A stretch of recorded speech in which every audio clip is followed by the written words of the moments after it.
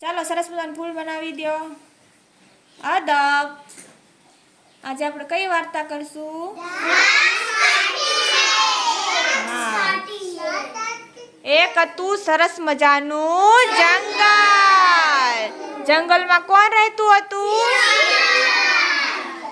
શિયાળભાઈને ભૂખ લાગી એટલે તે ખોરાકની શોધમાં નીકળી પડ્યું. એને એક ખેતર જોયું. ખેતરમાં કેનો વેલો હતો? હા, દ્રાક્ષનો વેલો હતો. દ્રાક્ષને જોઈને શિયાળના મોઢામાં પાણી આવી ગયું. પણ દ્રાક્ષ તો ખૂબ ઉપર હતી.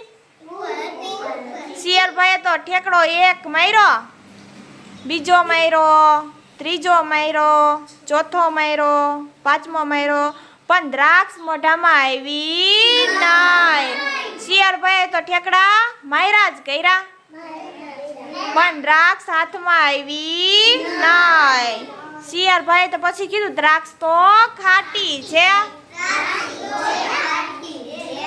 દ્રાક્ષ તો ખાટી છે. પછી શિયાળભાઈ ત્યાંથી નિરાશ થઈને જતા રહ્યા. વાર્તા અહીંયા